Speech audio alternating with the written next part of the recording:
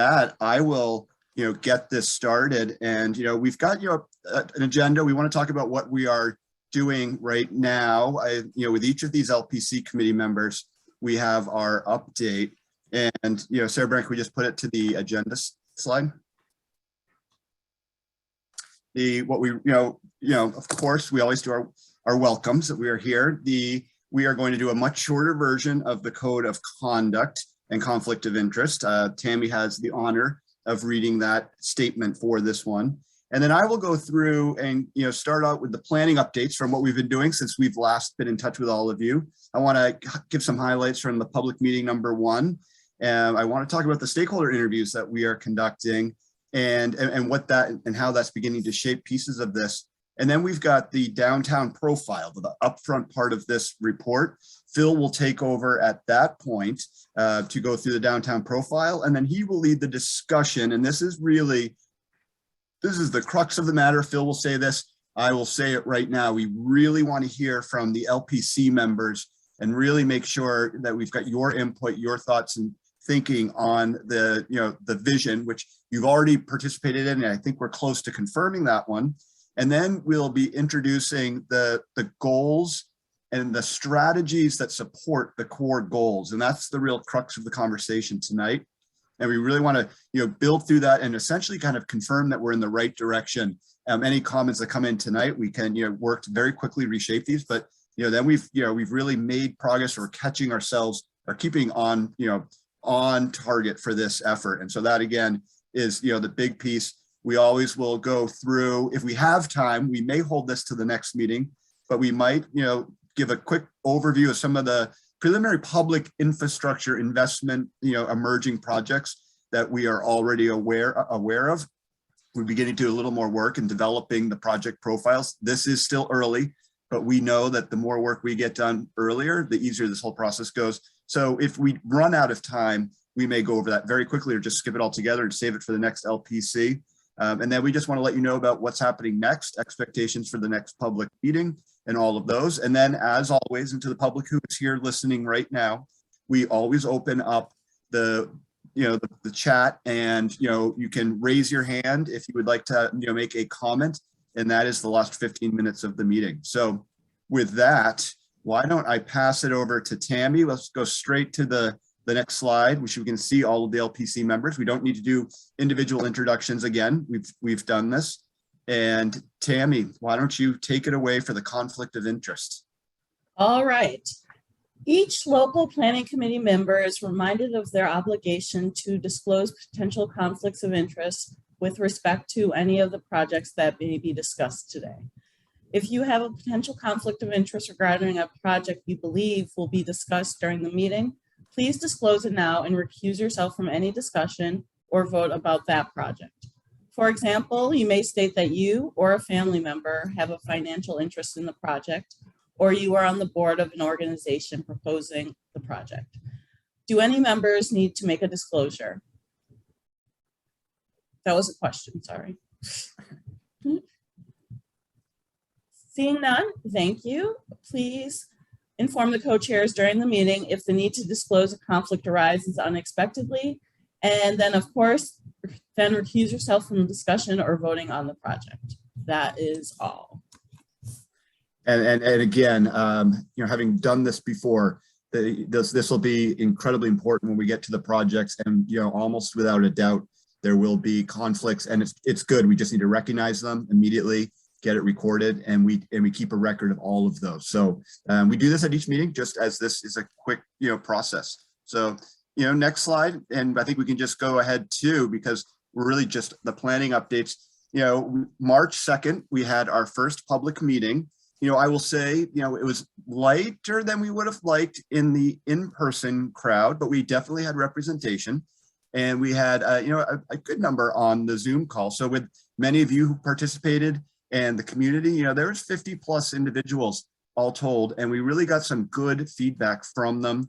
The purpose of this first public meeting was to give an introduction to the DRI for the whole community. And then, really, it was all centered on developing a set of shared priorities and building on the vision that had been under development, so that the community's comments and inputs are clearly shaping the overall plan process. And next slide, just to give you a sense of how we were doing this, we had posters on every table. We had many different ways for people to weigh in, comments, sticky notes, you name it. We ultimately, at the end, we wanted to hear directly from community members. We do this with many of our meetings, and we have our report backs so that we could hear specifically from the community members. And the first exercise that we did was really about taking the vision. We had already, and this is on the next slide, I won't read it. We had already changed and adapted this vision from what the original one was that you saw at the first LPC meeting. If you recall, there were some questions about, there are commercial vacancies, the residential market's strong, but maybe don't say just everything is. And we began to take some of that language out. We began to focus more on the centerpiece of culture for the Finger Lakes region, some of the things that resonated with you and then with the community. And we asked everyone in the audience to tell us what really resonated with them, and maybe potentially what other pieces should we add.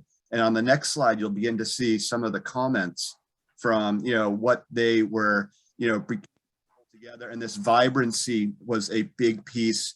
The unique identity, Rochester has good bones. We thought that was just such an important thing. We've noted that, we've seen it, particularly with the historic structures that were in the study area.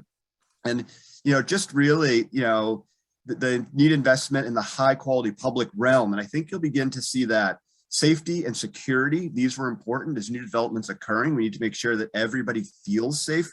That actually prompted us to do a little more research, and you'll see this in the downtown profile as we come forward. And then what we do is we take that information, and then on the next slide, we begin to incorporate some of these words into the vision statement.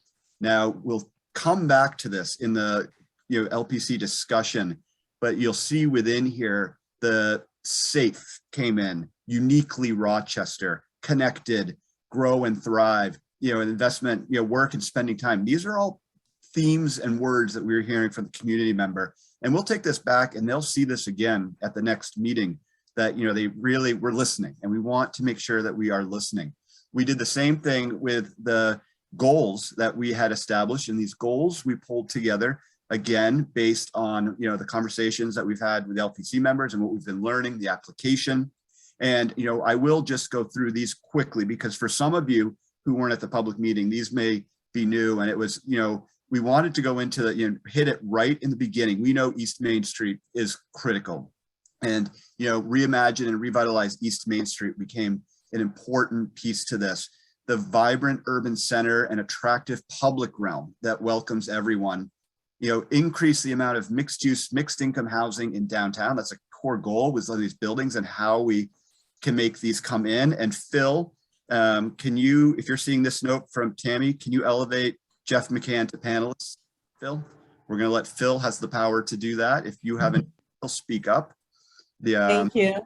You got it, Tammy. This is why, we learned on the first one, we're working through this one. And thank you, Jeff, for joining. We want to increase the amount of mixed use, I just said, increase, our emerging technology and creative class businesses. We got a lot of positive comments on that, and support our existing businesses, and to grow downtown's retail sector. That's a clear need that we are hearing. And again, as I mentioned, this further strengthen Rochester's reputation as the cultural center of the Finger Lakes region. And you'll note on the next slide, we actually got a lot of, this is right. Hold on, just let me pause for one moment. As we look at this, and let me see, is Jeff McCann, correct? Sorry, I was on mute. Yes, please, and thank you. Yep, Jeff McCann was just promoted to panelist, so Jeff should be in. Jeff McCann. I'm also saying, Jeff, you can talk. So you should be good to go. We may come back to that, but we should be good to go. He's there. He's okay, perfect. Good. Yep. Oh, excellent. Good. Great. So again, we actually almost kind of came in close. It'll be interesting to see what the LPC members speak to in the beginning, but we did hear not just Main Street, so we wanted to, bring in some of the other areas. That's important. Some of these connections. We did hear more connections about, the river and connecting larger. So, Rock the Riverway projects. And, I think that will have a direct impact in the city. We know the city's thinking about these things, but I have a feeling that could relate to some changes in emerging projects. Green was an important piece. Public realms need to be green. And so, a better landscaping of public realm, quality of all of those pieces. And then, just the tech service and access, to bring in, the new technologies that people didn't know they wanted or needed. So, we got some pieces to that. And then, as we go, again, made a few changes to the set of goals, as you'll see on the next slide, but not too much. But again, we did expand a little bit to the reimagine and revitalize East Main Street and downtown's connective corridors. So we brought that one in, and, green was the other word that we brought into the green public realm. And that got some real impacts on plantings, et cetera, and what we may be doing. So those were the only real changes we made to these. But, we always want to say this is a process that evolves with both you as the LPC and the community at large. And so there we go on those. And to the next slide. So I won't go through all of these, but we always want to have as much information as we can in these presentations, because these are both recorded and posted on our website. And you'll see our website address in large letters at the end of this presentation. So you'll be able to access this presentation, this recording, and other pieces to it. But, in that workshop, conversations with the community, we structured it around these three pieces. What are the assets? What are the things that you love in our study area? What are the challenges that we're seeing? And then what are the opportunities? And we had a whole bunch of these. And then we asked each table, what are 5 that you all agree on? That you can say, yep, this is definitely a priority. And that's where we began to push down. And on the next slide, you'll see that we, developed a set from each table giving 5 top priorities. We built a little bit larger of a set, the themes that became out, but local shopping opportunities, the increased ground floor retail, the walkability, the multimodal transportation options, public safety, and housing for everyone, green space, and improved access to the river and Rock the Riverway. And so again, you've seen some of those changes in the goals. Tonight, I'll put in one more plug. Think about these as Phil is going through the strategies that are supporting the core goals that we've developed, because we want to make sure that these pieces are being captured in strategies, kind of more in the detail of it all. And from that, we also, again, as I mentioned, have been meeting with stakeholders, as you'll see on the next slide. And, these are ongoing, and these are, individuals, entities that have been identified by the city and others that have, good knowledge of what's going on, particularly from the market standpoint. We need to do a market assessment and analysis of the area. And so we want to learn as much as we can early in the process. But, we also, in this, we're unlocking potential projects, because in many cases, they are one and the same. And, what we're hearing, I think many of you know, but to the community who's listening, the office and retail, it's still hard. It's an interesting, and it's, the pandemic had a major impact. We all know that. And there's some areas that we need to work on and focus. The rents are, they're okay, but getting the tenants, getting new tenants, and not just having tenants move from one building to one newer building and vice versa, jumping, we need to really begin to identify more. There are some, Constellation others that are coming from the suburbs, not that many yet, but we heard that was, a trend emerging, and, hopefully, and we think we can find out more, that could be a real potential strength, particularly as redevelopment occurs, public realm improvements occur. So that's an important piece. And then, overall, any developer that we spoke to, none of them felt that the residential market was anywhere near its capacity at this point. We are doing a full residential market analysis. Lori Vogt from Zimmerman Vogt Associates has been involved in some of these calls, and we will have at the next meeting a report that talks about the real opportunity on residential and commercial and retail, and that will be an important piece. But the optimism in this area was very strong. And Steve, quick question for you. What is the Vogt Zimmerman, what is the territory for that? Heidi, thank you for asking that. She's looking within the study area, but with this one, because it's downtown has the similarities, she is actually looking at more of the downtown area to develop the potential. Then it comes into the study area, so we can look clearly at the study area. But the reason for this, and I mentioned it at the first LPC meeting, that information is of real value to the city, and it will be of real value for the next 5 years. Interestingly, for some of you who may know, Lori Vogt did a study for downtown's residential market in 2005, potentially it was citywide. It was citywide. She looked Right. at downtown, she had numbers for downtown. And what she is doing, because the opportunity exists, we're going to do a kind of a fun piece to look at what was predicted or what the off-market potential was stated back then, and to see how close that we got to that. And the initial findings are probably pretty close. So that's going to be part of the conversation at our next LPC meeting. So good. Heidi, thanks for that. And again, LPC members, this is a conversation that we're getting to. So by all means, feel free to jump in. But so again, ultimately the cleanup Clinton and Maine. I mean, we're hearing that everywhere. That's critical. It's coming through on the stakeholder interviews as well. So we know the priorities that we're beginning to see across the boards. These stakeholder interviews continue. Potential new projects continue. We're looking at different ways that we can actively engage and be there in person, office hours, et cetera, for more to come in. And so this is an ongoing process, to learn more about the community and this study area, as well as begin to bring in potential new projects that can build this DRI. And so with that, all of this also goes into the downtown profile, which is more than just the market piece. And a draft has been submitted to the state, and we're continuing to improve upon that draft at this stage. But we do have some highlights that we wanted to share with you. And our project manager, Phil Chafing, who I've mentioned was on paternity leave, is now back and strong and taking over the lead. And we are thrilled to have him back. And with that, Phil, it's your turn. Well, thank you very much, Steve. Good evening, everyone. It's great to meet you. My name is Phil Chafing. I'm a senior urban designer and planner with Stantec. Steve and I have worked together on 4 previous DRI efforts. So we are familiar with this, and I'm really excited to be here for my first meeting with you. And I do apologize I wasn't able to join the first meeting, but as Steve mentioned, was on paternity leave tending to our second daughter. So happy to be here tonight. Before I jump into the downtown profile, I did just want to stop and see for any LPC committee members who are at the public meeting, if you had anything that you would add to Steve's recap of that, anything you heard in conversation that was surprising or interesting to you, and also see if there are any reactions on that stakeholder summary slide in terms of the market downtown relative to housing, office, and retail. So are there any comments from LPC members you just want to add to this from your own perspective?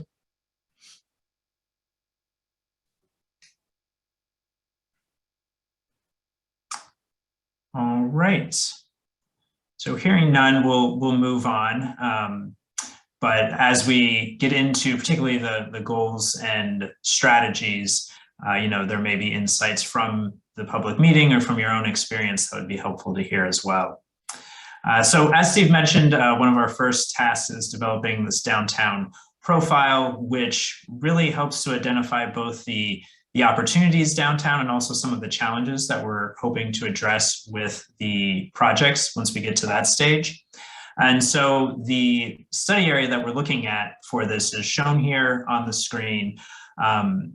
This was, I know, a topic of conversation at the first meeting. The city's original boundaries for this DRI were a bit smaller, really focused on kind of East Main Street to Clinton to Mortimer to the river. But we wanted to expand that study area in part to capture more opportunities and potential projects downtown, and in part to kind of expand the impact that DRI can have on the broader downtown. As Steve mentioned, though, we do know that Main Street corridor is a main focus. That's why it's one of our goals. But that, just for a little background in terms of how we ended up with this study area, this is a little bit more in line with the DRI program's goals of really revitalizing, a broader part of downtown. So as we are looking at potential project applications, as those come in, this is the area in which those projects would be located.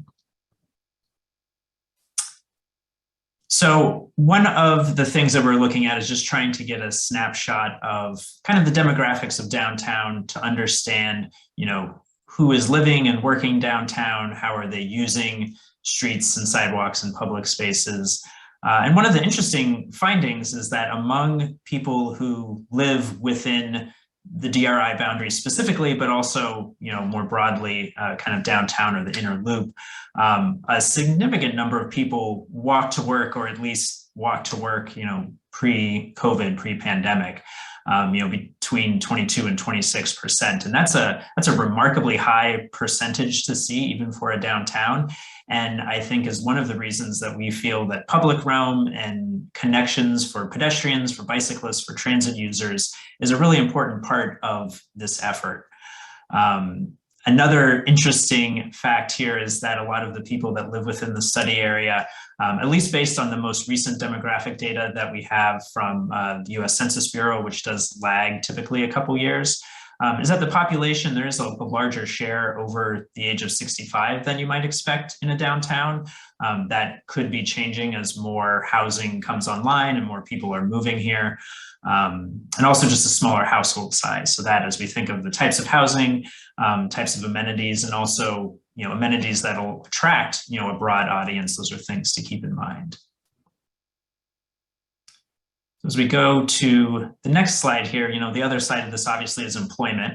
Downtown has traditionally been a very important employment hub for not just the city, but the region.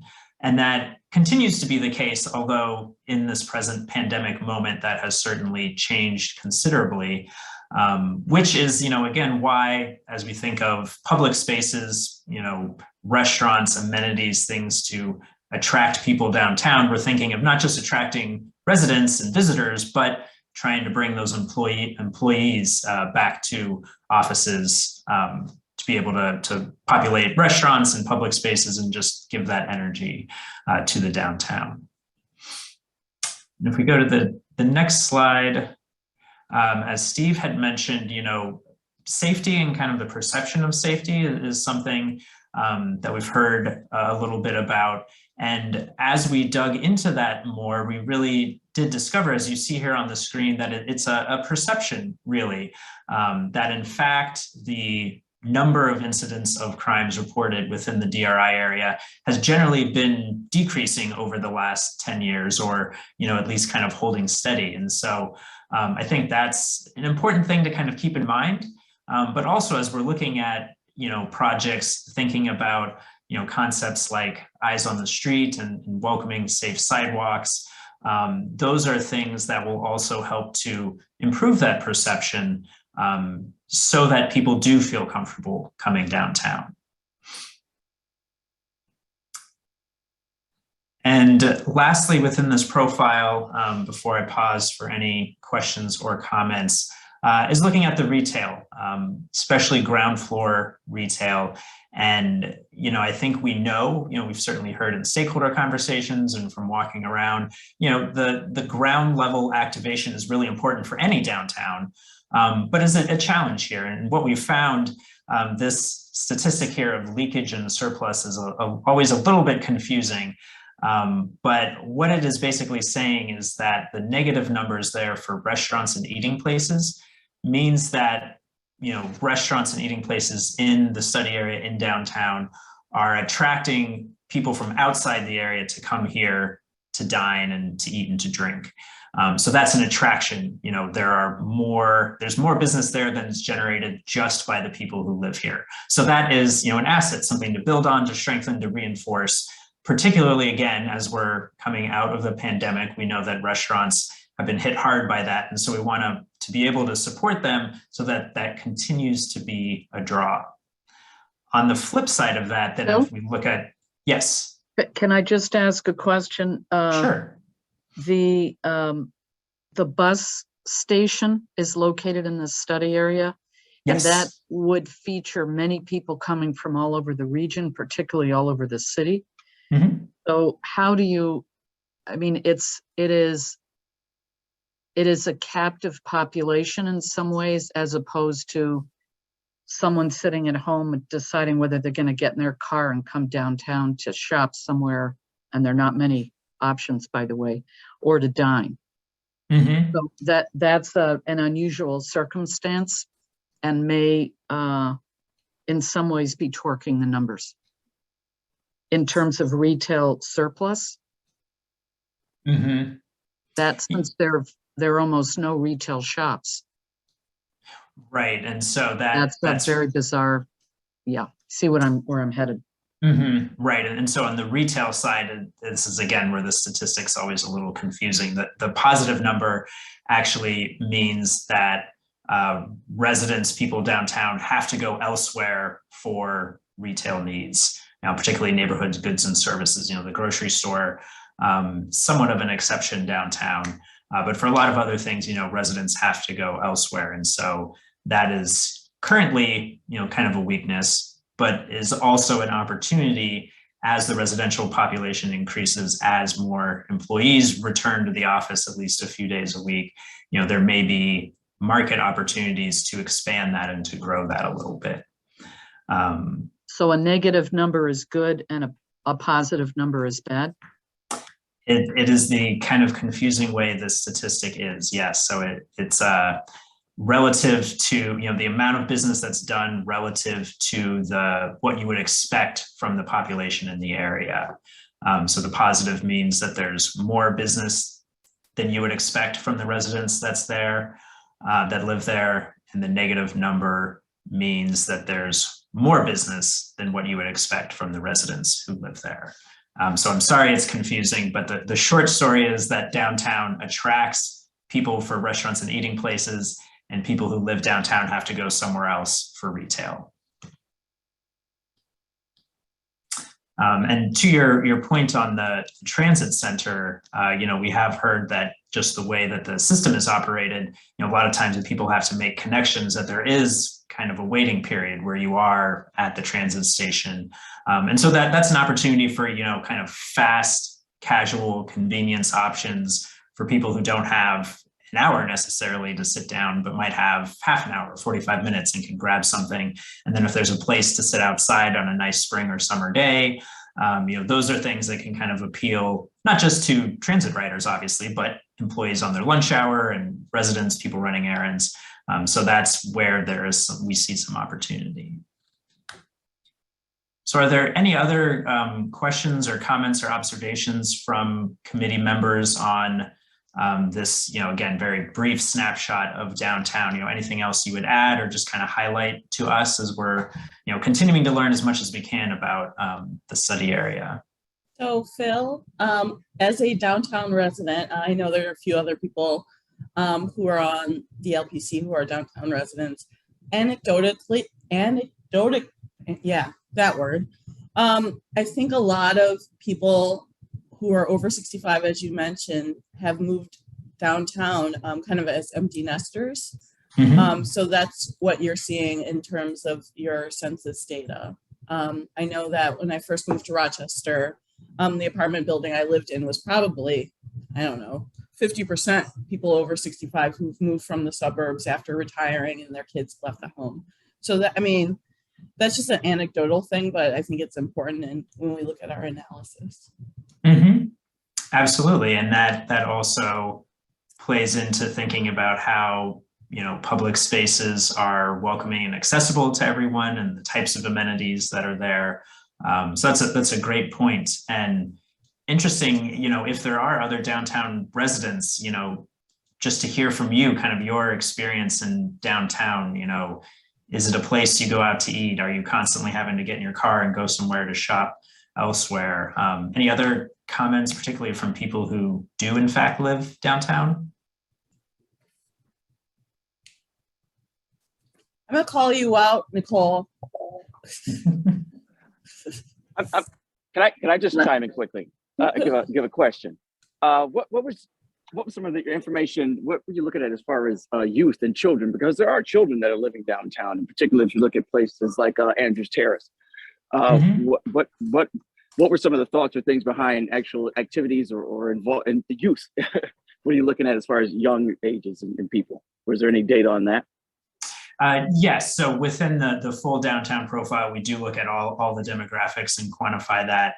And so that goes to thinking about amenities and attractions for everyone, you know, so definitely thinking about how young people, you know, spend their time, things that are attractive to them, thinking particularly about public spaces, you know, things that are places that are welcoming and a place for, you know, young people and old people to come together, whether those are, you know, outdoor game tables or, you know, play and exercise equipment, you know. So those are things that as we see project applications come in and start to evaluate those, we do want to keep that in mind, that we're looking to create a downtown that's welcoming for everyone, from young children to, you know, working age adults to seniors and empty nesters.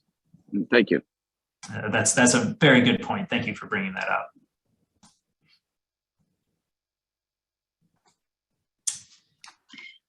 I guess just to chime in as a downtown resident, you know, I think there are definitely growing options, you know, in the, you know, coffee or, you know, grab a quick bite space, you know, relatively close within that area. But, you know, I think there could be a lot more room for growth, particularly also just in the retail space. You know, I find myself going to other neighborhoods within the city, just, you know, a mile or two away to go, you know, to a shop or something like that. But, you know, where I live, literally right across the street from the Focus neighborhood, you know, is lacking in those options. So I think that there is that retail focus that, you know, particularly, you know, on the Main Street area, but even off on the side streets, that I think there's opportunities, you know, as word grows, you know, for people to see that storefront and those options would be great to see. Mm-hmm. Yeah, I think, you know, in any downtown, an active ground floor as you're walking along is just attractive and inviting, and, you know, encourages you to pop into a shop or a bakery or a restaurant as you go. So I think that's a great point. That's definitely a focus. As Steve mentioned, the challenge is sort of the difference between, you know, what businesses can afford and the cost to upgrade a space and bring it up to their standards. So that's part of what we're looking at, as well as, you know, how to support retail and make it a little bit more viable. So it's both a challenge and I think an important opportunity.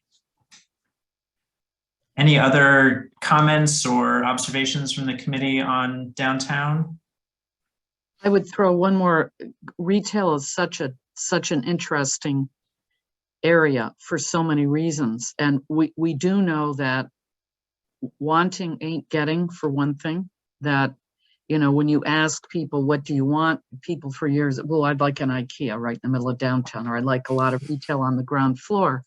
And the issue is that the market hasn't supported this. And our particular region, we're very different than Syracuse and Buffalo, for example, which have a lot more urban retail, high end, all throughout key corridors in both of those cities and in downtown, and have for decades. So the way we shop here is very different.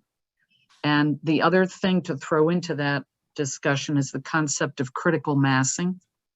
And that until you have a strong enough market to support a lot of different ground level businesses, they won't survive unless they are tending to be critical massed at the front end, so that you'd go and maybe hit several places at once. And, you know, when you go down, you have some retail choices. So I would just make those two comments.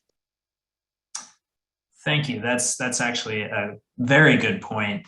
That idea of creating a critical mass of activity. The temptation is, you know, we want a little bit all over the place, and really, especially in the early phases, focusing on a couple of key blocks to really, you know, fill those vacant storefronts, make sure the sidewalk is safe and inviting. That goes a long way to supporting those businesses, which then helps to build that market and encourage more and start to build out growth from there. So I think that idea of encouraging critical mass of activity, particularly on the sidewalk, is a really important one. Thank you for mentioning that. So I'm sorry, my brain just like spluttered. Heidi, which two cities did you just mention? Buffalo and Syracuse, Buffalo and Syracuse. which have had a lot more urban retail, even high end, than Rochester tends to support, even on Park Ave. South Avenue has been probably one of the more unique areas where we're seeing some stable, long-term, unique retail opportunities, but it hasn't done well on even Park Ave. I feel like though, I'm looking at other places like the College Town area. Years ago, I didn't live here then, but folks said that that wasn't going to sustain. I think it's just the changing demographics are what turned Buffalo and Syracuse around. Being from Buffalo, I know that back in the day, no one could agree on what should be downtown and what should be at street level. So I'm thinking with the changing demographics, that's how everything is now. But we should look to, the future when, we will have more people downtown and more, if you build it, they will come type of mentality. I've been having that conversation. Excuse me, Heidi. Oh, sorry. Oh, no, go ahead. I'm sorry. I'm just saying you were mentioning some, retail in certain areas, but I would have to say there is an area that has had retail for many, many years is Clinton Avenue. Clinton Avenue does function with a lot of great retail. It has a lot of people. It has a lot of foot traffic on Clinton Avenue. So there's businesses that have been there 20 years. It's always had great retail on Clinton Avenue. Just not downtown. Yeah. Right. Yeah.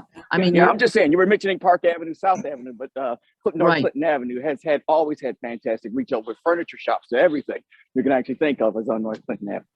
and it seems like, I don't know how you feel about this, Sean, that there's a cultural aspect to this. Where people shop, what neighborhoods people like to shop nearby, where Mhm. people say, no, I'm going to a mall or a shopping center. Depends on the culture of that place. And it is very different across the city. And so I am going to call someone else out because I like to do this. Jeff McCann and I had this conversation the other day. Well, this is probably a few weeks ago about Trader Joe's, for example, that he would love to get more things at Trader Joe's, but as a West Sider, it's hard to go to Pittsford to get Trader Joe's.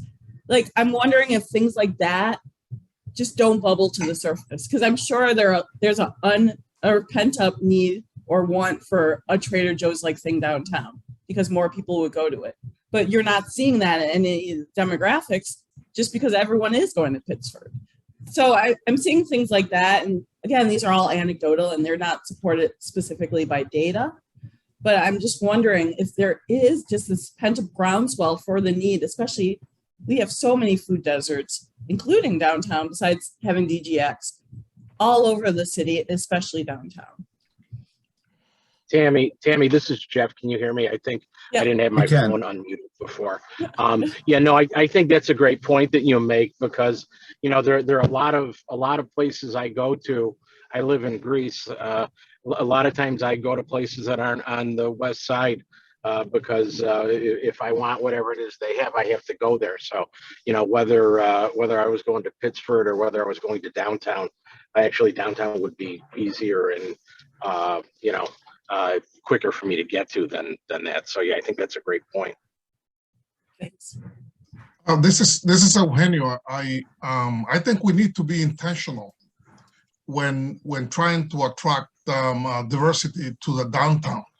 It did exist before, high end store. I'm dating myself, and that has changed with changes in the whole country. But we need to be intentional and looking at people of color, income, access, and all those things. If not, we would probably end up doing the same thing that has been done for the past 20, 30 years.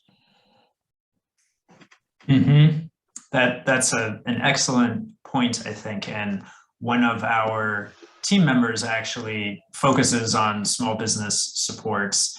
And that can be an important part of that diversity and attraction strategy. So that I think is a very good point to bring up. Thank you. And I think that plays into what Heidi mentioned earlier about culture. It's now, how do we create this culture downtown for people wanting to shop, wanting to be there? It's really, how do you create this downtown culture? what is that about? To have as we think about this moving forward, being intentional. What is this culture that you're looking to build downtown? Who do you want to help grow? Who do you want to help explore? I think is really understanding what that culture of downtown is. Hope I'm making some sense. Mm-hmm, mm-hmm. I And think that makes a also lot of at- sense. Oh, I'm sorry. Go ahead, Heidi. Oh, no, go ahead. I've talked plenty. Well, it's interesting to think about it, how because when it comes to the arts, we do have a culture of coming downtown into the center city, right? But across some of these other retail options, that's certainly not the case. So just piggybacking off of Sean, what are sort of the nuts and bolts behind that attraction of changing that culture so that folks do understand not only the efforts and the sort of priority behind it, but that we are trying to change the culture there. And so I think it invites a different type of conversation than trying to speak to one specific audience or one specific bracket of age tier, if you understand what I'm saying. I would piggyback onto that and say about the intentionality, which I agree with 100%, is that you got to recognize if you want downtown to be like a suburban mall, then you might as well just give up and go home now. That downtowns that have successful retail and a much more successful and active street experience than we do, you recognize it's about unique retail operations, unique restaurants. It's about cultural diversity. It's about, when you come into a really vibrant downtown, it's a lot of different parts of the community being represented, and it has an excitement that builds around that. But I agree, it takes intentionality and I think critical massing to begin with. And marketing, you got to figure out, how are you doing this? How are you supporting not just retail operations, which tend to be very weak, but restaurants, coffee houses, bars, that kind of thing. We've got to think 360 degrees about this on a lot of levels. Mm-hmm. And I think a lot of the topics we're touching on here in terms of, critical mass, intentionality, diversity, let's come back to some of this when we get to the goals and strategies, because I think these are really good points that we want to make sure we're capturing in that. And that will help us then in our next phase of work as we start to evaluate the potential projects and talk about those. So those are all excellent points. Hey, Phil, I have a procedural question. There are a lot of good comments in the Q&A. I know that we're going to leave some time at the end for people to chime in, but these comments look like they're related to our conversation now. Do we want to address them as we go, or do we just want to wait for all of them at the end? I think I did just notice those as well, and thank you for people who are submitting these comments here. We are going to hold off on those till the public comment period at the end, okay. Just as a procedural thing, but I did see those, so yeah, thank you for pointing that out. No worries. All right, I do want to keep moving, but as I said, keep some of those thoughts in mind as we get to the goals and strategies discussion. So if we can move to the next slide, the last part of this profile is just kind of understanding, the activity that is happening downtown in terms of the amount of public and private investment that has recently occurred and that is either underway today or planned for the future. And so we're developing this map of kind of cataloging where those locations are. This is a work in progress, so as you'll see here, please let us know if there are additions or any updates on some of the projects that are represented here. You can reach out to Sarah Brent with those.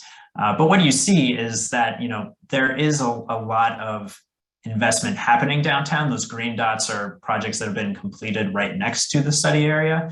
The gold are dots that are either in progress, nearing completion, or planned for the near future. And so you see there's a lot of additional activity there.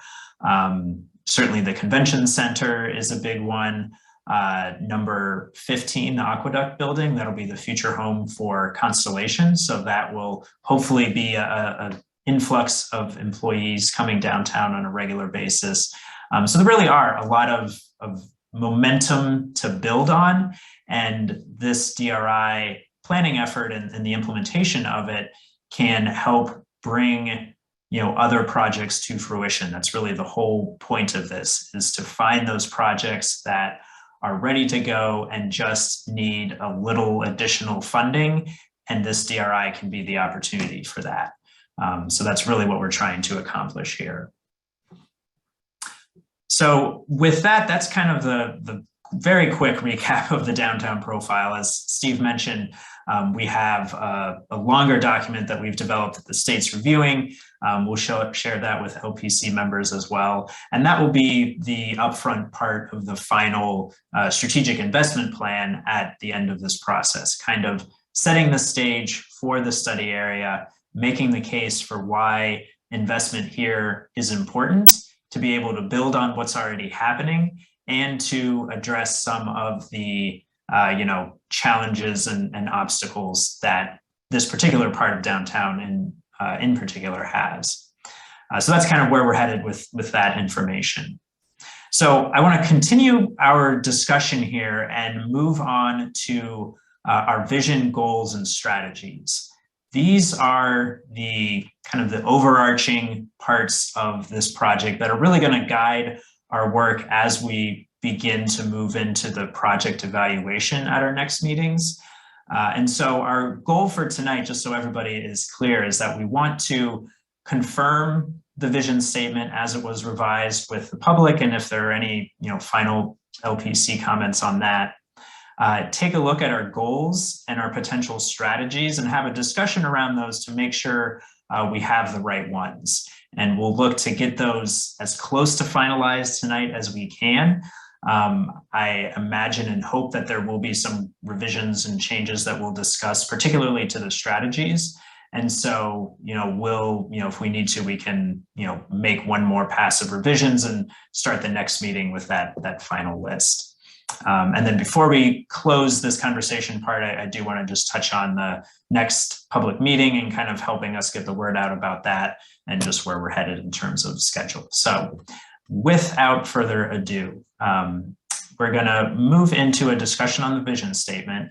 And I do have a little exercise for LPC members.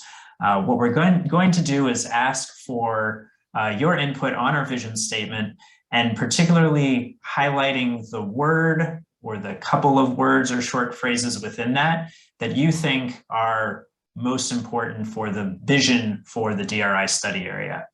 So you can go to this website that's up on the screen, menti.com, MENTI.com. There will be a box where you can enter that 8-digit code, 34629232, and that's going to bring you to the screen with the vision and the inputs where you can add your comment on what's kind of most important to you. So you can take a minute and pull that up. Sarah Brent, let's hold on this slide just for a second. And then we'll switch to the vision slide so I can read that again, and these instructions will stay up on that. And so what that's going to do is just create kind of a fun, colorful word cloud, which will give us a sense of what are the words that are most mentioned by LPC members. And we'll be able to send that around after the meeting. That'll be part of our final report, just to help kind of give us a sense of particular parts of the vision that we want to highlight. So if we go to the next slide here, again, these instructions, if you're still getting there, are up on the next screen as well. So this is the updated vision that Steve said kind of came out of what we heard at the public meeting and incorporated those changes. So it's, just quickly read through it one more time, but our downtown is the vibrant, connected heart of our region, a place where a diverse population of new and longtime residents live, work, and spend time. Walkable, safe, and uniquely Rochester, downtown is a place where economic, cultural, and social investments will grow and thrive. Continuing to attract innovation, arts, culture, and entertainment, it will boost yearly visitors and overall economic development. The infusion of additional investments triggered by a DRI grant will help put the finishing touches on our downtown revitalization and cement it as the centerpiece of the Finger Lakes region. So that is our vision statement. As you're entering your words in this Menti poll, could I just ask for a couple people to share with the group what are the word or the words that you're putting in there that sort of stand out to you or that you want to emphasize? I already did mine, so I have to do it from memory because I'm quick like that. Diversity, vibrancy, energy or energetic, I think I said, retail, and restaurant. Mm-hmm. And those kind of sum that all up. That starts to, it seems related to the culture discussion we were having before, kind of what is the culture of downtown. So that's great. Anyone else? I could go next. I had highlighted vibrant, diverse, safe, walkable, and thrive. Excellent. Yeah, those are all good words. And I think, again, the walkable connected, that talks to, improvements to sidewalks and biking facilities and transit facilities, ways people get to downtown in the study area and move through it and connect to Rock the Riverway and other destinations. Well, and I think the term walkable too, it also represents a density of things to do and reasons to leave the car and to walk around. And I think for both residents and visitors alike, that will be really crucial to the next evolution of this spot of downtown. That's a great point. Thank you. Anybody else want to volunteer what they're entering? I have a quick, I have a question. I can't enter anything because I'm driving. Quick question. When you guys talked earlier about safety and you talked about your slides on safety and various other things, what does that mean exactly? That people want to feel safe. Can you clarify what that is a little bit more? What does it mean? I think, and other committee members can also jump in with their own perception of this. I think it is, as we saw in that earlier slide, the fact that the number of crimes being reported overall has been declining or steady over the last 10 years, but there's still a perception that some people have that downtown is unsafe that might be related to media coverage or misunderstandings or things. So thinking in terms of how we are designing streets to make them welcoming. So lighting is a good example. Ground floor spaces, if vacant, empty ground floor spaces, I think inherently feel a little less safe than a storefront, coffee shop, a restaurant. So it's those sorts of things. Anybody else have I'm just going to ask questions. Does it mean that does it mean there's too many? I'm just going to be out here because I had to keep speaking my truth. Does it mean there's too many males walking up and down the street? Does it mean there's too many brown people walking up and down the street? I want to have some more clarity on that. Yes, and yes, and yes. I think part of it is that right now, the bus station, there is nowhere for people to go. Kind of back to our point. There's no vibrancy. So people are just kind of hanging out at the bus station. And there's often a spillover, for example. We've heard that a bunch anecdotally that people don't like to go by the bus station because there's people who don't look like them. I had a former coworker who said that she drives the other way because she doesn't feel quote unquote safe coming from the suburbs, that kind of thing. Thank you. It's perception, not necessarily rooted in any reality. Thanks. Oh yeah, I understand. Yeah. And I guess I would just add. I was just gonna say, I've heard it said before too, kind of going back to what I was just saying about walkability and density, because, in my role, I'm regularly talking to people from outside of Rochester, and people have basically drawn the comparison of, even though the crime rates themselves are lower, sometimes because it is less dense and people are walking on a street and not seeing as many other people, there's an inherent feeling of less safety compared to, crowded streets in much larger urban metros. So I do think that kind of that density it kind of touches a lot of the different aspects in the vision statement, including safety. Yeah. And I guess as it goes to safety, my mind goes more towards blight versus the people that are around, to be honest. When I don't run right now, but when I was going for runs, it's literally like, you'd rather run around the river than run around a bunch of storefronts that, are empty and, don't look great. And again, there's nobody else around. So, I take it as more of like a blight situation versus a, I guess, whatever, perception wise, but when I think safety, I think of, this neighborhood, just, there's no one around to clean it up, Mhm. Great. And also, I have lots of anecdotes because I've heard a lot of these. We, as the city, are currently cleaning up area around the Genesee Riverfront as part of the Rockford Riverway. That park historically had these little alcoves that people felt unsafe because people literally could have jumped out at you at night. So that's one of those safety things that we're actually addressing now.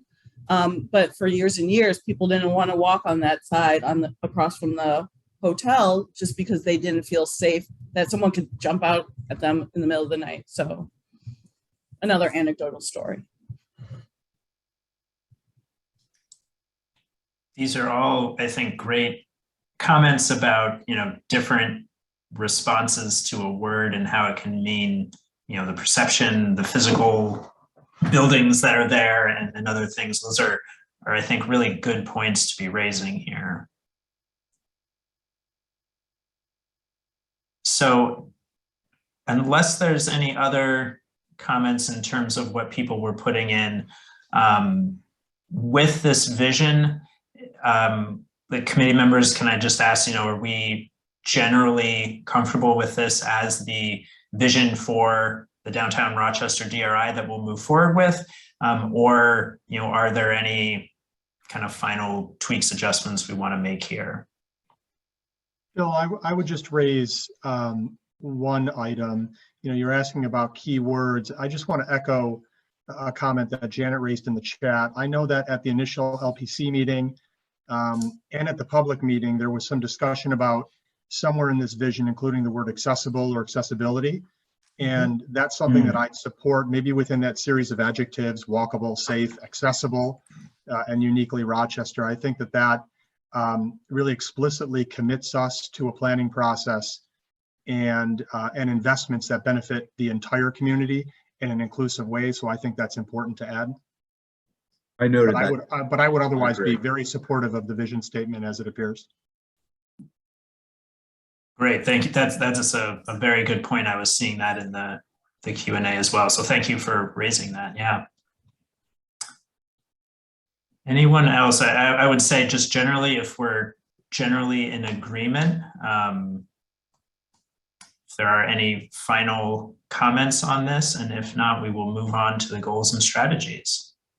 I just would like, this is Eugenio, just would like to see some strength put into work and what it means. I mean, it's very generic to say that, well, residents live, work, and spend time.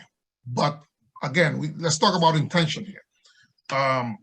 If we get people working downtown, then things will change because they'll have to come downtown and begin to know downtown because they work there, and so that will dispel a lot of the myth, well, a lot of the fears that exist in people coming downtown. So I look at work and I know what that means, but can we be more specific? I don't know how to state that. Is there a way that we can be specific about employment, job, business development? I don't know.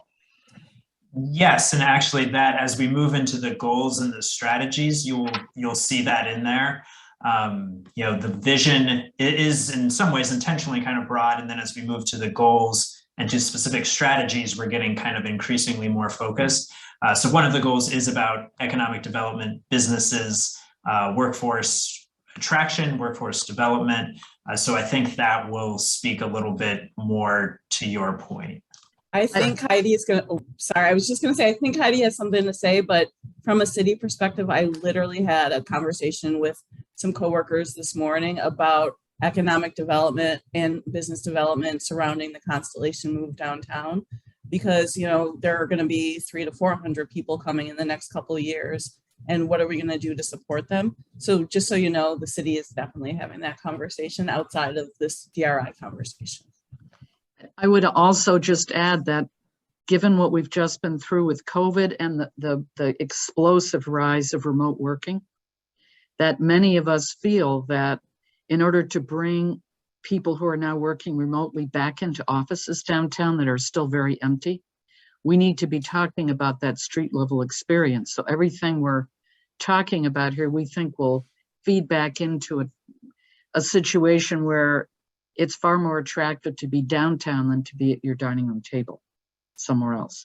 So I think they're intertwined in that unusual way because of what the recent history.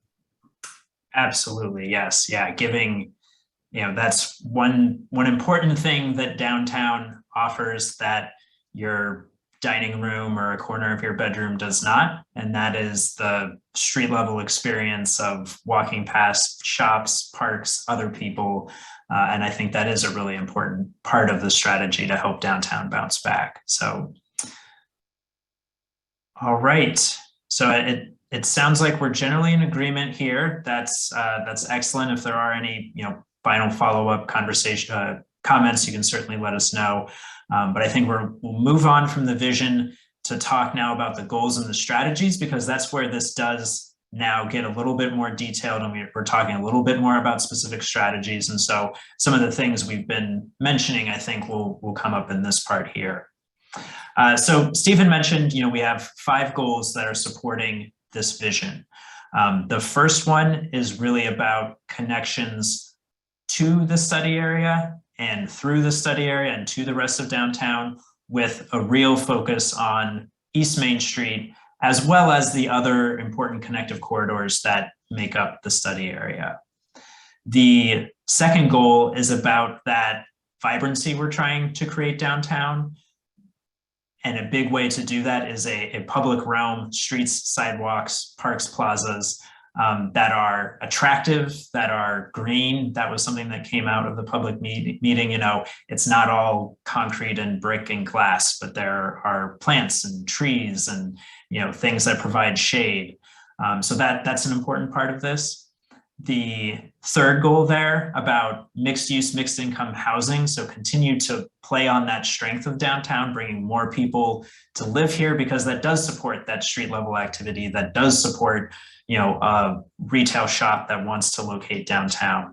And then the fourth one, kind of the complement to that, is the economic development side of this, focusing on emerging technology and creative class businesses, supporting existing businesses, as well as growing our retail. And so we'll talk about some potential strategies for that, and definitely want to hear from you of other strategies or ways we can accomplish that. And then finally, this came up earlier in the conversation as well, building on that strength of downtown as a cultural center for the whole region, not just the city. So building on that to attract visitors, to provide, you know, cultural amenities for the people who live and work here, whether those are special events or, you know, institutions like the Strong Museum.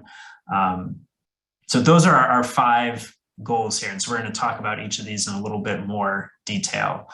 So Sarah Brand, if you can go to the next slide here, we're going to switch to a kind of live note taking here as we go. So what I'm asking the committee members here, each of these 5 goals that we've discussed will have a set of strategies under them, and it's a fairly limited number. We're looking for 3 to maybe 5 strategies per goal. So these strategies are kind of ways that we can help achieve the goal, which feeds back up into achieving that vision. And we'll be using these strategies as we move forward, particularly as we're looking at project applications, potential projects. You know, hopefully we are seeing a lot of projects that are addressing multiple strategies and even multiple goals potentially. So that's kind of how we're going to be using these. So with that sort of frame or mindset here, these goals were introduced before at the public meeting. This is the first time these strategies have been presented. this is kind of our first pass at some potential strategies. And so we have 5 goals to get through. If we can spend 5 or so minutes, 5 to 7 minutes maybe on each of these goals. What I'd like to hear from the committee is, as you look at these strategies, are these the right strategies for this goal? Are we missing something? Should we, take one of these strategies out and replace it with something, move it to a different goal? Any ideas you have to help us develop this list of strategies, keeping in mind that we really are only looking for 3 to 5 per goal. So if we're gonna add something, then we either need to take one out or maybe combine 2 that are similar. So just quickly here, the strategies. This is about reimagining and revitalizing East Main Street, as well as downtown's other connective corridors. And our strategies for that are addressing vacancy and blight along East Main Street, supporting pedestrian connections to and from East Main Street, promoting other pedestrian-friendly corridors, St. Paul, Andrews, Clinton, and then attracting ground floor commercial to make that pedestrian experience more interesting or interactive. So with that, to the committee here, as you're looking at these strategies, what are your initial thoughts? Are these feel like they're kind of hitting the mark? Is there something we missed here, something you would add? I personally feel like we are hitting the mark, but nothing mentions anything about safety. The back of my office is on Pleasant, but when I come in each morning, I'm in Greece, so I'm coming through Clinton, and sometimes it's St. Paul. And I will admit there's a lot of interesting things that are going on, and it's as early as 7:30 in the morning. So even driving through there right now, there are times when I don't feel safe. So feeling safe as a pedestrian in that particular area, St. Paul, Andrews, and Clinton, I think we have a long way to go. And first and foremost, we need to address the safety concerns. I live across the street from Ebony's office, and I would concur. There are certain interesting characters, to say the least. And I think there's a variety of reasoning behind that. But again, one of the biggest things is the lack of lighting. So these are like simple things that, outside of a DRI, maybe we should be working with the developers to make sure whatever we work with could have better lighting, because that's 100% one of the really easy low-hanging fruit that we can do to make things better. Mm-hmm. Absolutely. Great. Any other thoughts on these? Just kind of building off of the lighting, I think I'm representing RG&E here, just taking advantage of our economic development programs, the Commercial Corridor Main Street program that does provide for lighting infrastructure improvements. Could be something that could play into the safety piece here and the lighting piece. That's great. Thank you for mentioning that. Those are things like that. As we develop the projects, one of the things that we'll be looking at to help strengthen them is funding sources beyond just DRI, and grant programs like that are certainly part of it. So that's an excellent point. Thank you. Anyone else here? I would suggest that the one that's first on the list started out as one of the primary reasons for our community applying for the DRI money. Mm-hmm. I think that needs to be way up there in terms of if these are at all prioritized. Second thing is, I'm not sure what the words support, promote, and promote mean exactly in the second and third bullets. I don't know what that means. So I would put a question mark on both of those words. And then the question of attracting ground floor, and I think we don't so much mean commercial, because that includes office, and we have too much ground floor office space where people just close their blinds and it becomes a blank wall for pedestrians. I think we're really talking about more active, either retail or food businesses, restaurants, and the like. I think that's really what we're talking about, not so much commercial. And then the question is, what does attract mean? They're not here now, and they're not here for some very powerful reasons. So we need to understand that dynamic. Saying you want more retail doesn't mean you're going to get more retail. So we got to figure out how to do an end run on the market softness. That is a very good point, that wanting something and the economics of it working out are two different things. So those are all very good points that Sarah Brent is noting here. I think one change, a very good point, ground floor active uses, whether that is retail or dining, or, a lot of cities are even doing kind of temporary pop-up uses, whether it's right. A local art Fitness, display, a history fitness, display. something that's open to the street in some way. Yeah. Yes.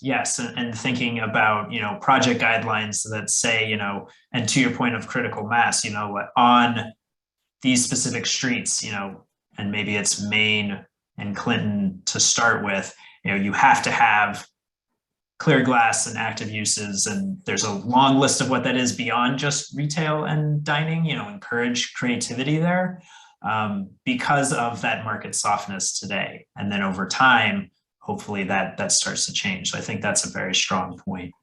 And then support and promote. Those are terms we can kind of refine, I think, a little bit. That would really be projects that are, it's really kind of improving those pedestrian connections, improving those corridors. But I think we can make sure we have the right words there and think about how we put that in.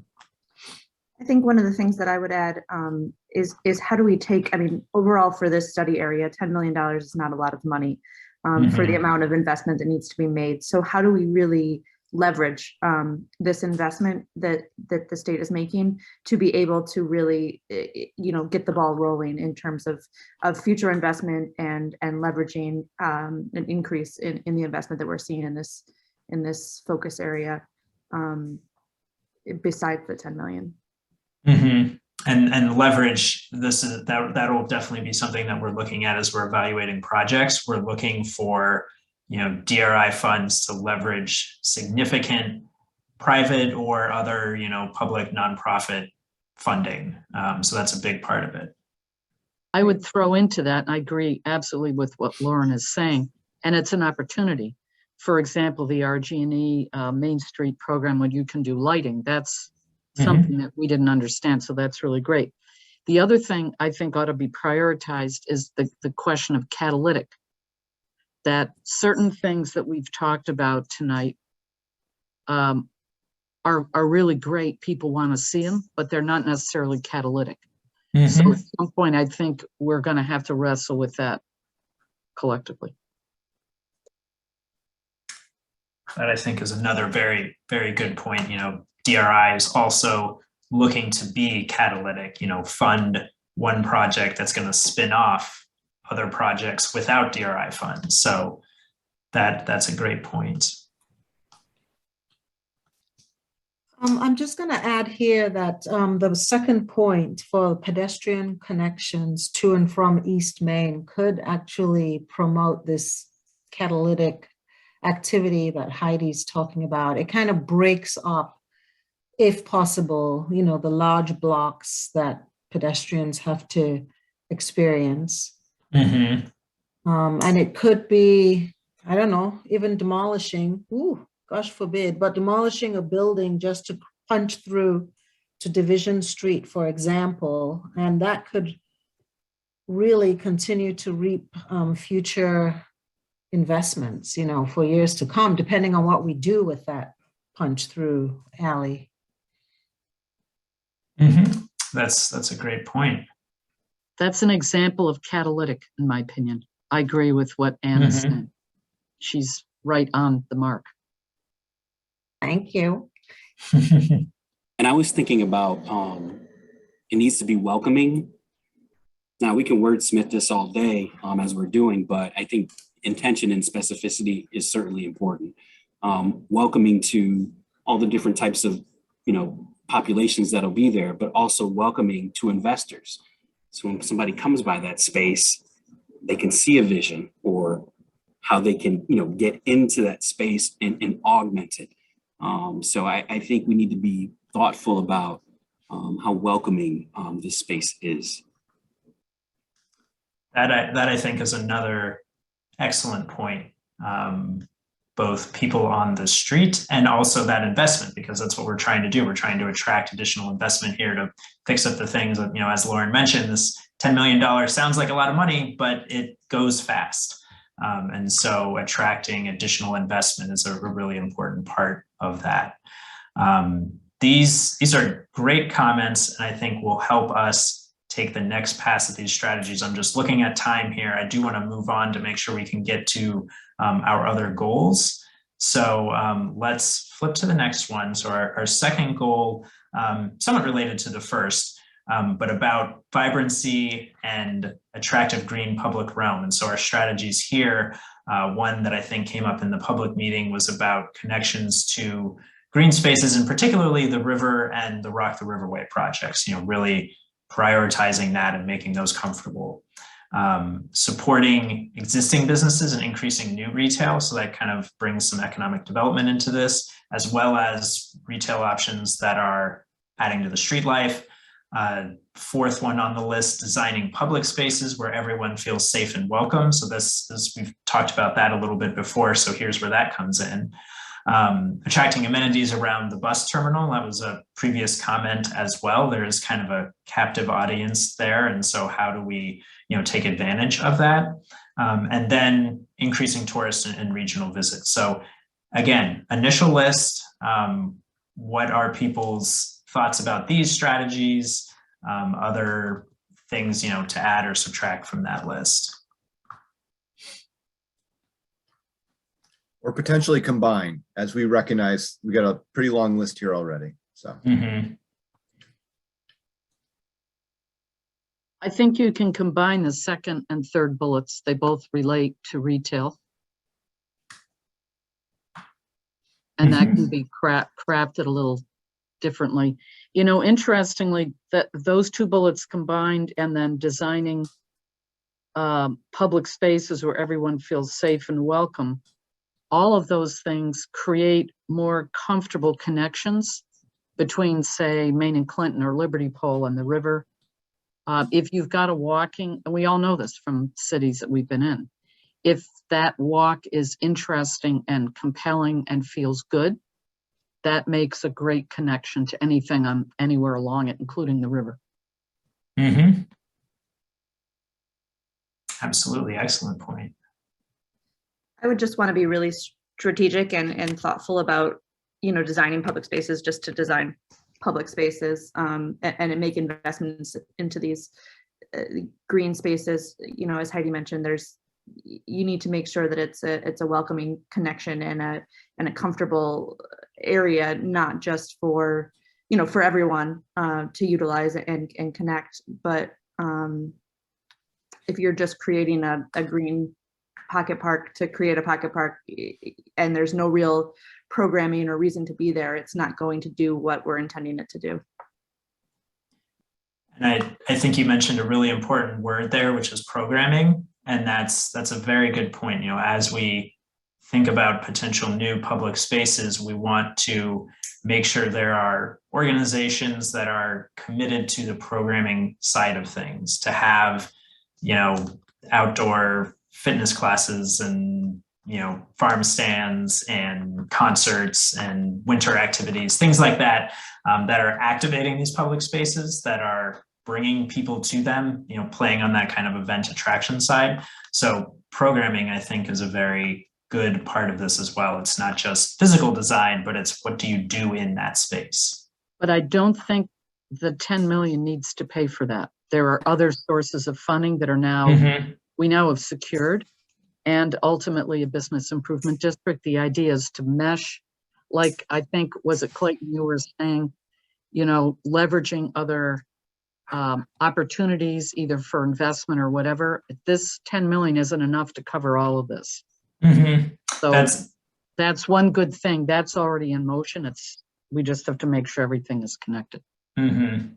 So again, jumping ahead to as we're looking at projects, part of that application is identifying partners to support projects. And so programming partners that are committed to a public space project are exactly the type of thing we're looking for to increase the impact of the DRI funding. Excellent. I think Lisa had a comment when she couldn't get back in. If Lisa wanted to, I don't know if you're still there, but she was. I am. Yeah. All right, excellent. Sorry. So when you say 10 million not for programming, it doesn't mean it's not for arts and culture. That could be a permanent installation or a permanent feature in the design of this project. Is that correct? Right. Those types of things are eligible projects. Previous DRIs have done, murals or, sculptures or artistic benches, or just some projects I know of from previous places we've worked. So that can be part of it, but it's thinking about how we, prioritize the DRI funding we have and identifying other funding sources that can support things like that as well. Okay. Thank you.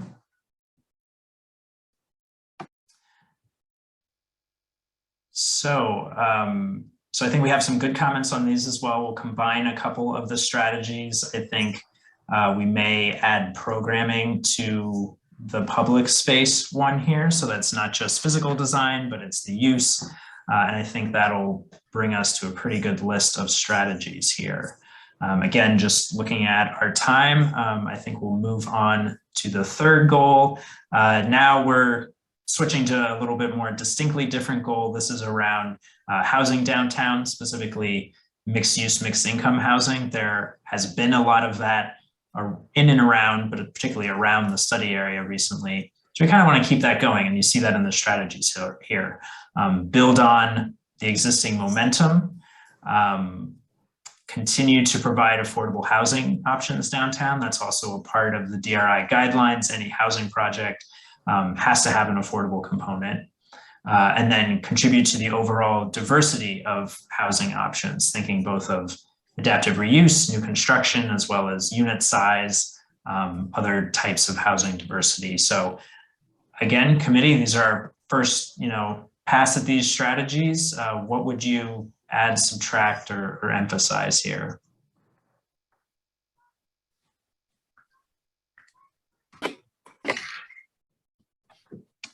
I'll throw in something that came out of a brainstorming session that we had about a week and a half ago with 20 plus creatives in the region, and a couple people in this meeting were involved in that.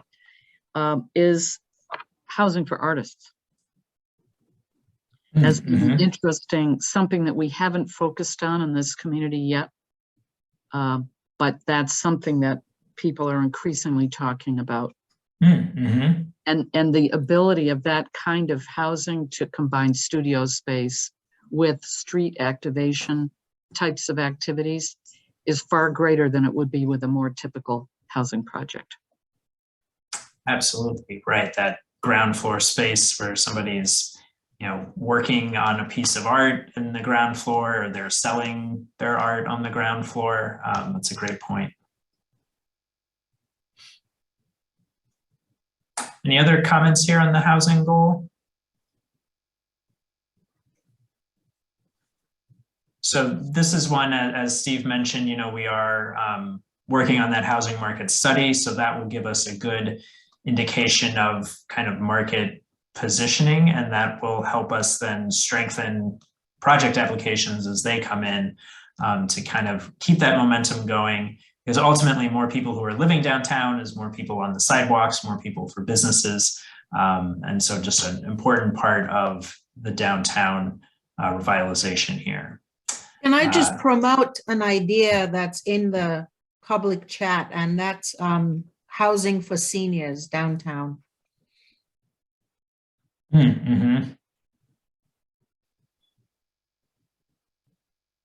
Yeah, so I think that is, it also goes to kind of welcoming for everyone.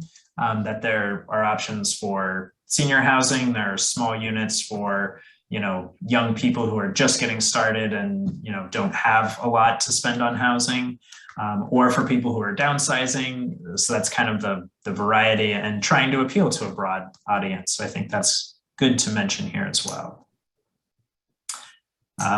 So I hate feeling like I'm kind of pushing things along, but we're in our final 15 minutes before the public comment. So I think we will go on to our fourth goal. And this one's really about economic development, jobs, businesses. So you see the goal up there. The initial strategies we have are connecting the local workforce to new employers and existing employers, we should say. Supporting entrepreneurial and incubator opportunities that target the local workforce.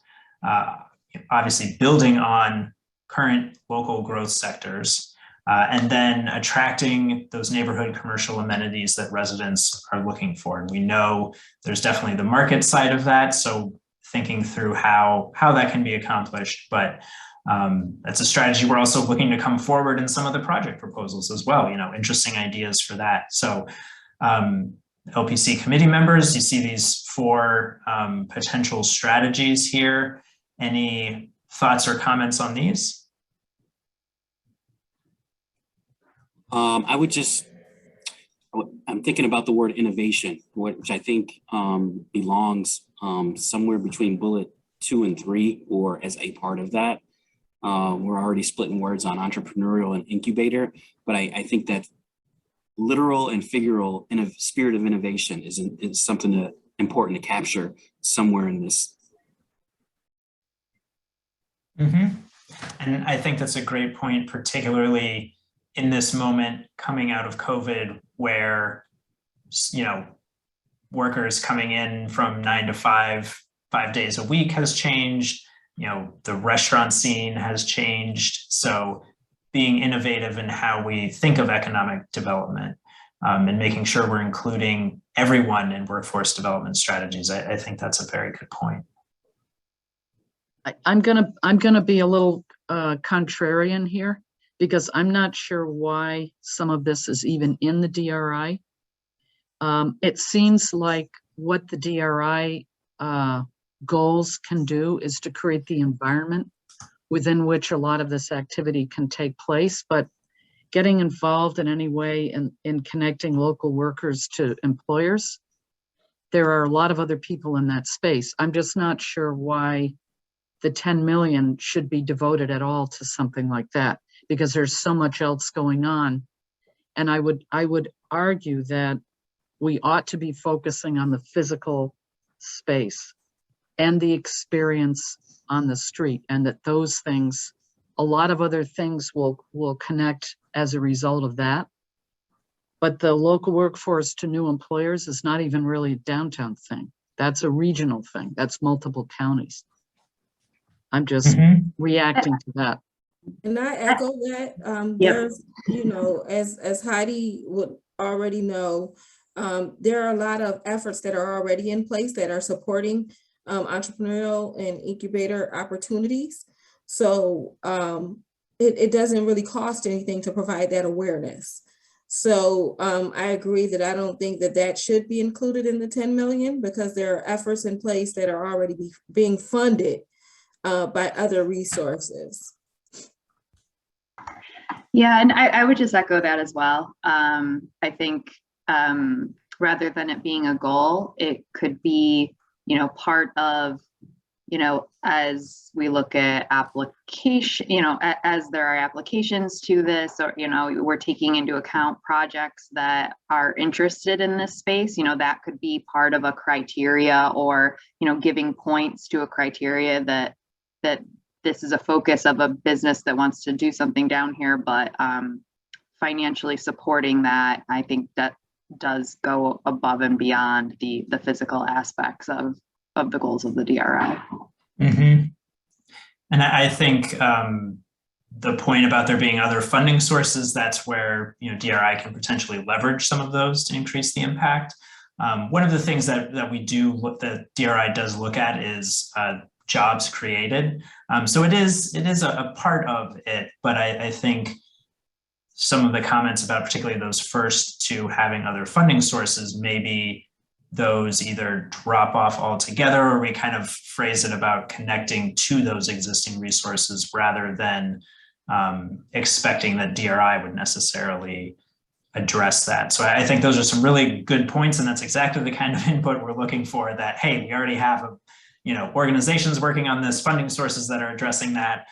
So let's focus our DRI elsewhere. That's actually very helpful. Any other thoughts on this kind of economic development retail business goal?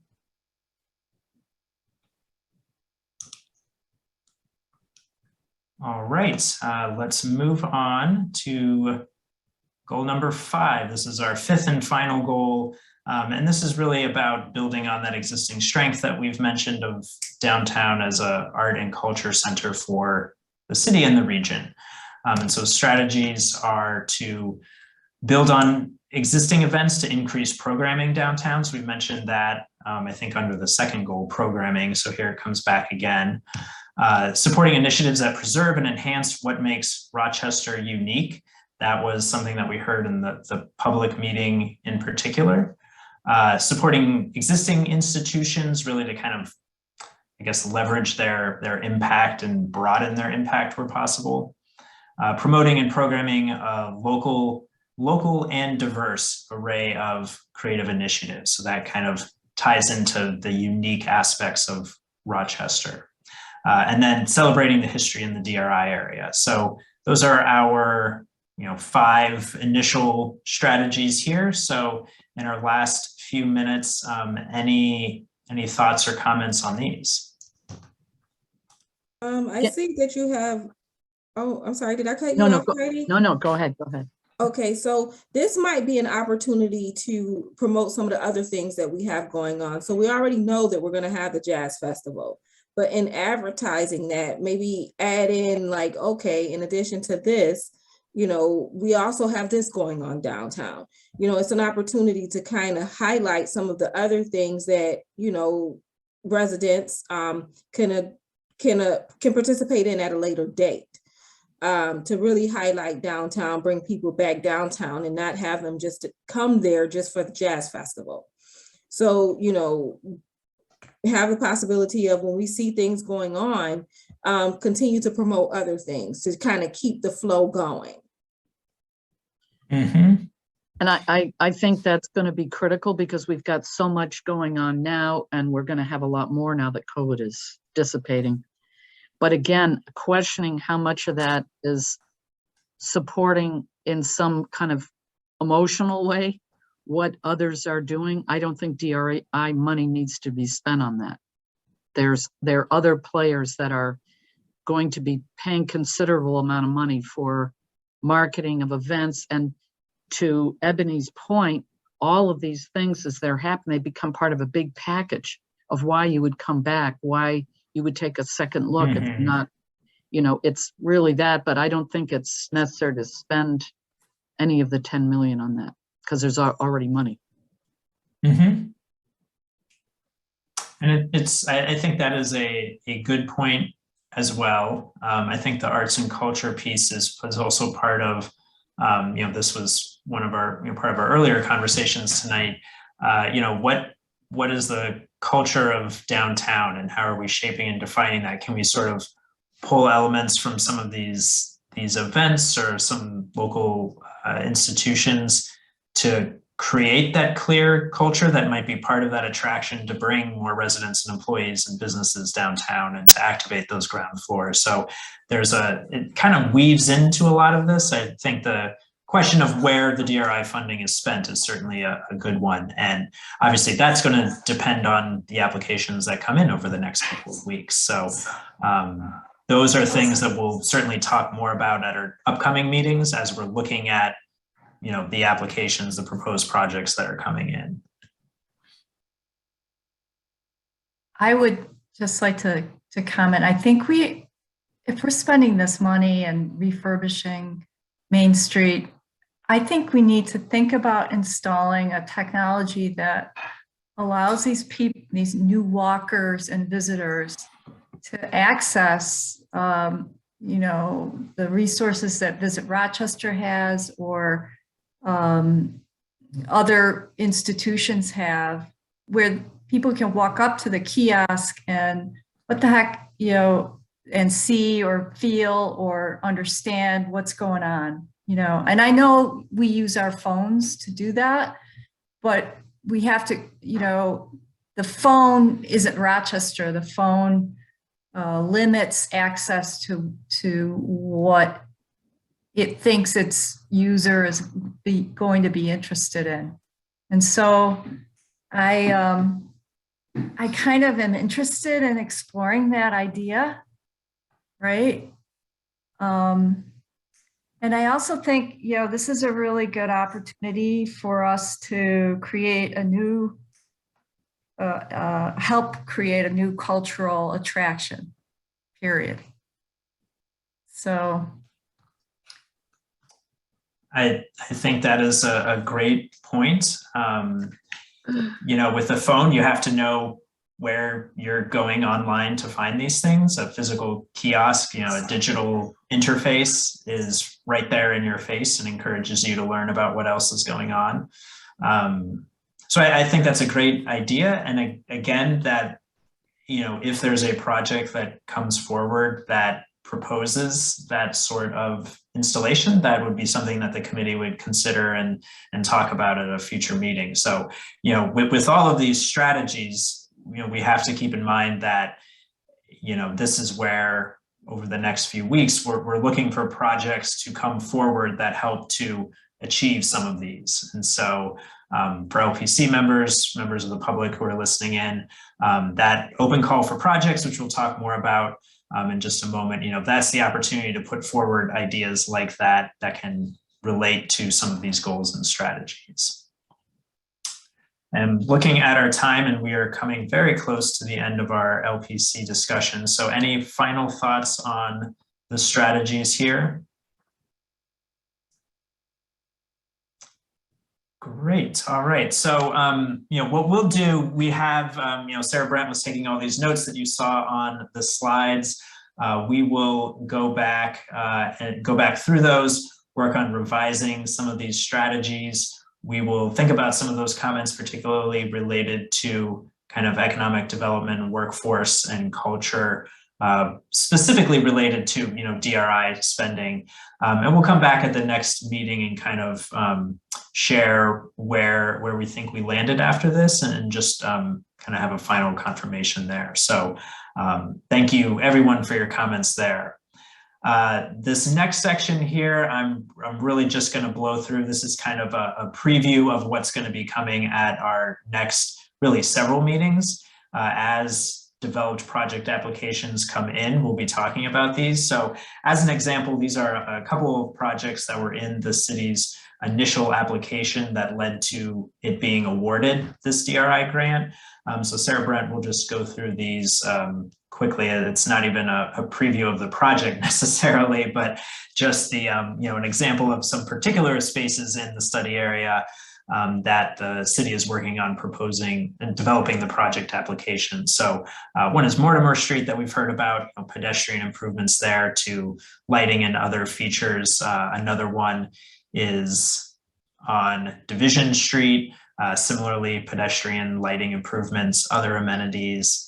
The next one is the very important corner of Main and Clinton. And to emphasize that from a public realm perspective, this is thinking of what can the city do to the streets and sidewalks around there to improve lighting, signage, landscape, you know, trees, things like that, banners, that sort of thing, to make the public realm more inviting.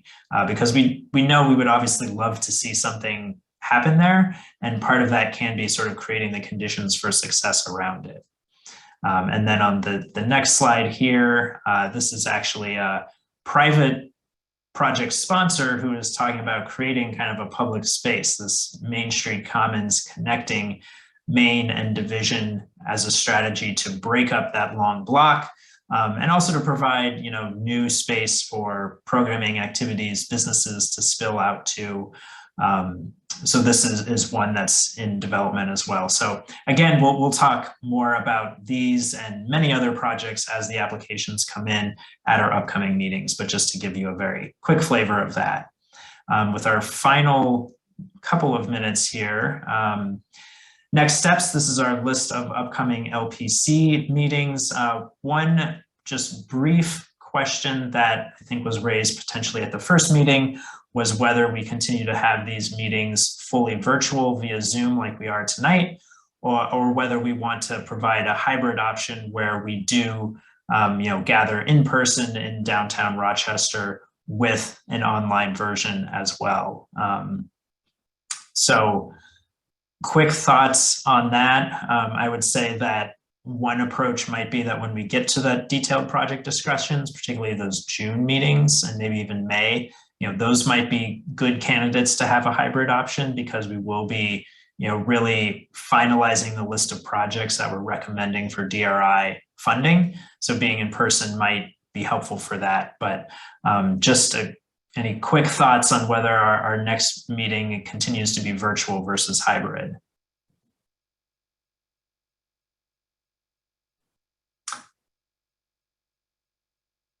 Hearing no strong immediate opinions, what we may do is just follow up after this with a quick email poll just to get input from people.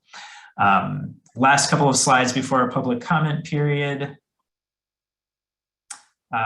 Just overall public engagement, another role for LPC committee members to keep in mind is that we're really looking to you to help us publicize particularly our public events. Our next one is coming up on April 27th, but also to spread the word about the open call for projects and even these LPC meetings, because they are open to the public. So help us to spread the word about those.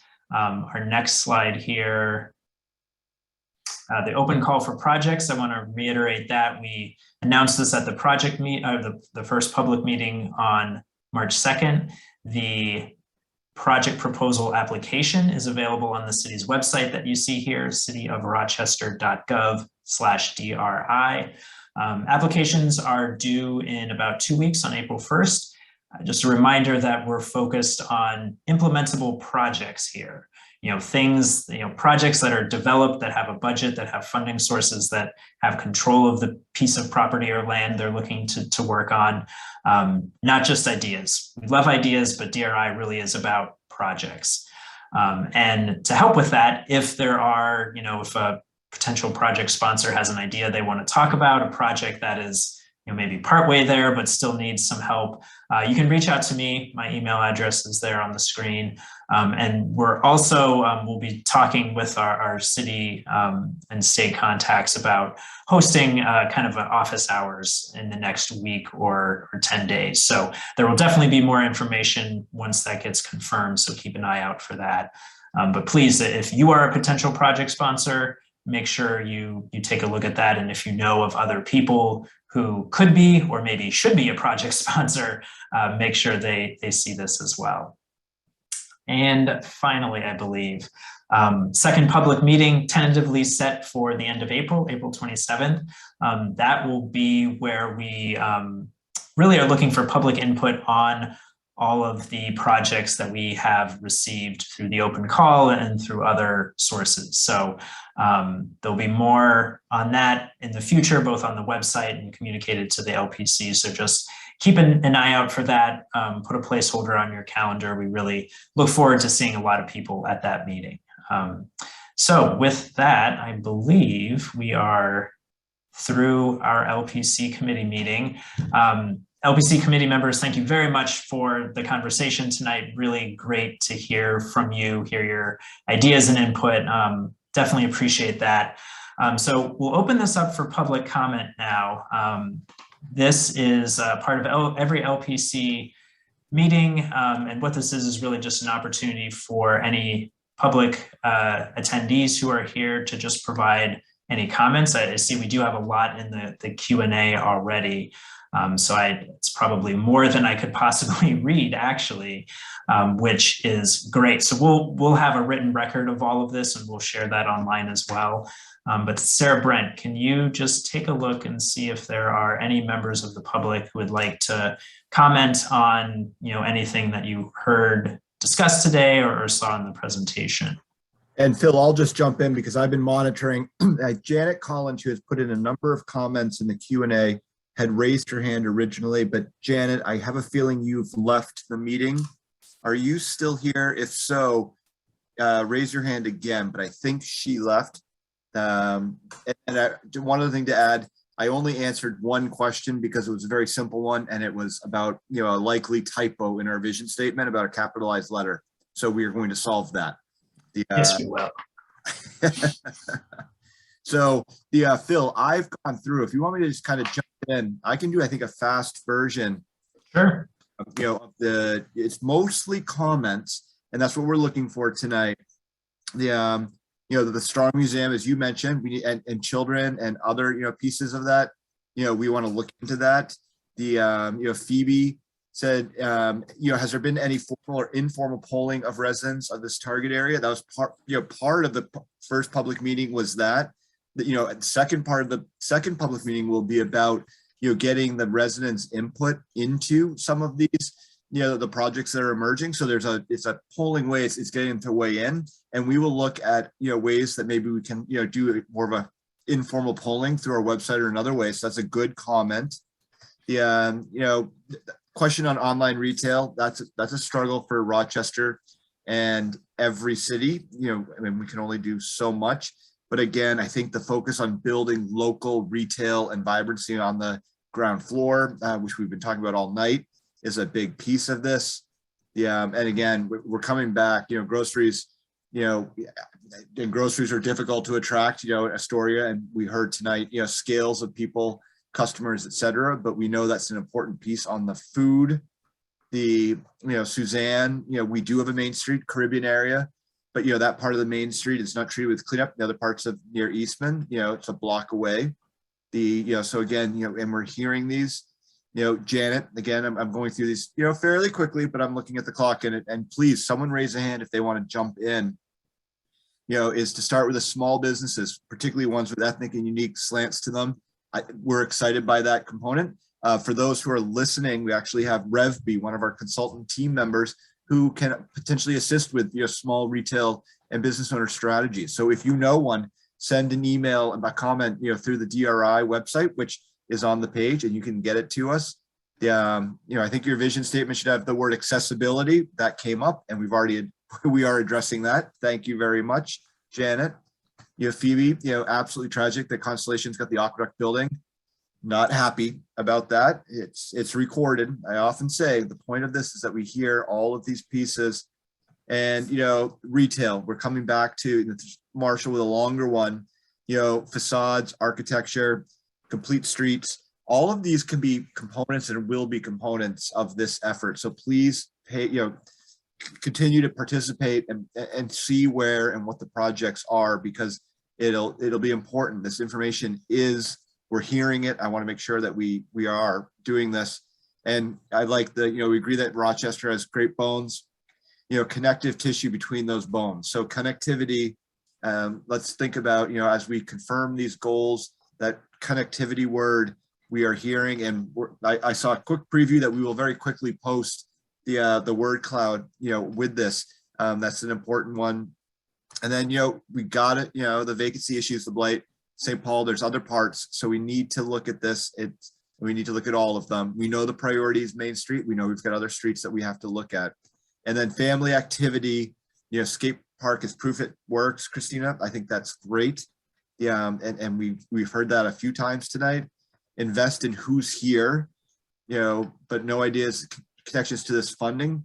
Who's here, focus on the people who are here. That is something that came up again in the discussion. Suzanne brings up the point is, how do we measure, what are our metrics? There, the kind of the metrics. Our goal on the DRI is to identify initiatives that can be implemented, shovels in the ground. So, how do we identify that and how do we potentially look at the word support, promote, and attract, Phil and Sarah Brent too? Let's bring that discussion back as we, I think it's a good point, right? We want to be very clear on this because it's important through it. And then, Cassandra, the oppressive amounts of residents being downtowns, is the street level retail should be able to happen without the city subsidizing the business. There's different ways that there could be opportunities. And that's a question, comment that's out there that's important. We need to look at it. And how can the DRI, which is focused on the infrastructure, the capital improvements, how might that in those areas be able to support? Those are pieces we're looking at. Lisa, okay, ground floor opportunity should include a cultural attraction that's open to the public. Should also, ID needs for retail, food store, pharmacy, gift store, and ask the residents. And we're getting more and more information in. Another plug, if there's opportunities, anything you think that we need to be aware of, please reach out to us. Skip the next one. And then Janet came back before leaving, seniors, and feedback conversations. Let's make sure that the seniors are involved. That's important. And again, and we're looking for, seniors come up again. So, focus on seniors as a major part of this.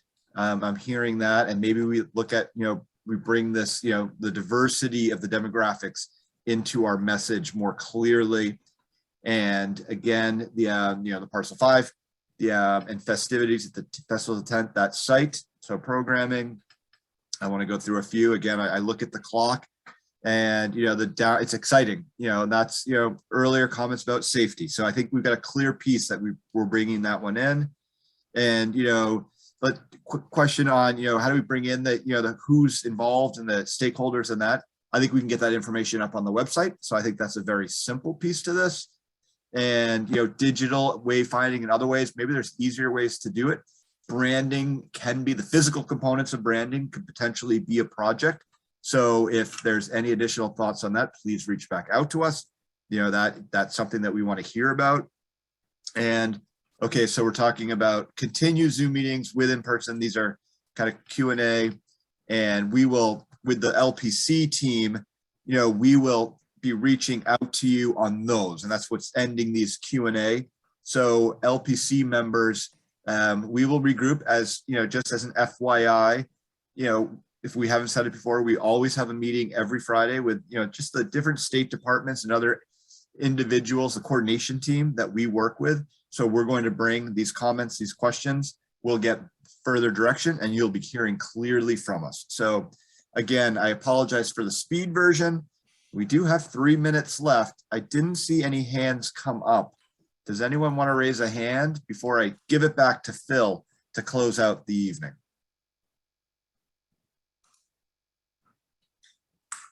All right. Well, Steve, I am impressed you got through all of that. As Steve mentioned, too, by the way.